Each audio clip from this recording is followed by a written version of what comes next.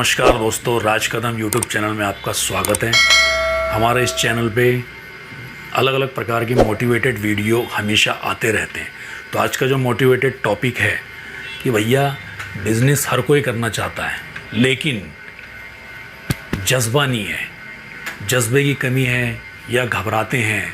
तो आज का वीडियो इसी प्रकार का है कि चलिए भैया हम वीडियो को शुरुआत करते हैं। आपको 3 टॉपिक बताऊंगा कि जब भी हम कभी भी किसी भी प्रकार का हम बिज़नेस करना चाहते हैं, हमारी चाह तो बहुत बड़ी है, हम भी सामने वाले को देखते हैं और उसको देख के उस प्रकार का हम भी बिज़नेस करना चाहते हैं। क्यों? क्योंकि हमने उसकी तरक्की देख ली, क्योंकि हमने उसकी प्रगति देख ली, क्योंकि हमने उस रहन सहन का तरीका देख लिया, हमको वो पसंद आ गया। भैया मैं भी तरक्की करना चाहता हूँ, तो हम पहुँच जाते हैं कि भैया मुझे भी बिज़नेस करना है। अब समझ लीजिए, उदाहरण के तौर पे मैं आपको एक चीज़ बताता हूँ। उदाहरण के साथ साथ ये सत्य घटना है। मैं 1 ग्राम की शॉप चलाता हूँ, मैं 1 ग्राम का बिज़नेस करता हूँ। मेरे पास एक सज्जन आते हैं और कहते हैं कि भैया मुझे भी 1 ग्राम की बिज़नेस के लिए माल चाहिए, तो आप मुझे माल दोगे क्या? मैंने जी बिल्कुल ज़रूर देंगे आपको माल। उन्होंने मुझसे कहा कि ठीक है, मैं आपसे परचेसिंग करने के लिए तैयार हूँ, लेकिन अगर समझ लीजिए आज मैंने आपसे क्वांटिटी में माल उठा लिया, 6 महीने बाद अगर उसमें से 50% माल बच गया, तो वो आप वापसी देके मुझे नया माल देंगे क्या? मैंने उन सज्जन को कहा, मैं पिछले 16 साल से इसी लाइन में हूँ। मेरे पास आज भी मेरे पास 16 साल पुरानी ज्वेलरी भी है। मैं किसके पास जाऊँ रिटर्न देने?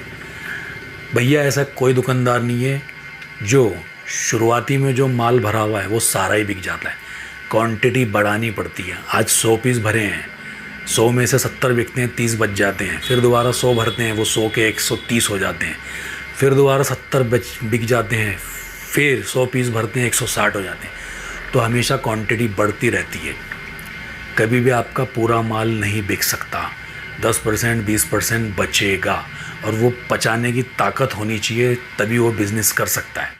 बड़े बड़े बिजनेसमैन या बड़े बड़े शोरूम वाले या बड़े बड़े दुकानदार ऐसे ही बड़े नहीं हो जाते भैया। उनके पीछे की उनकी मेहनत, उनका कष्ट, ये सब चीज़ें होती हैं।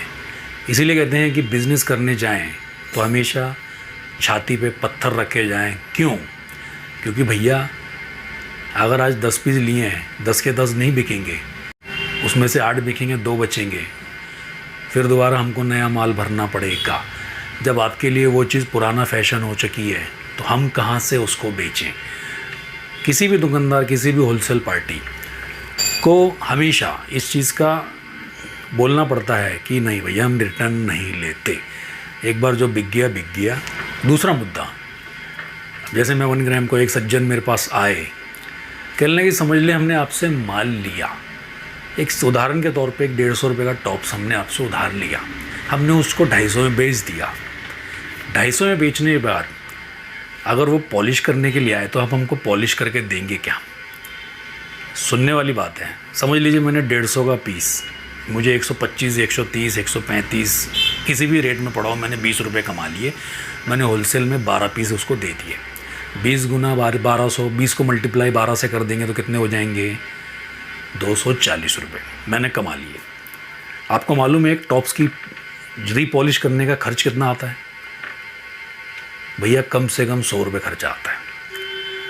वो कमाए 100 रुपये, मैं कमाऊँ 20 रुपये, लेकिन पॉलिश मुझसे फ्री चाहिए।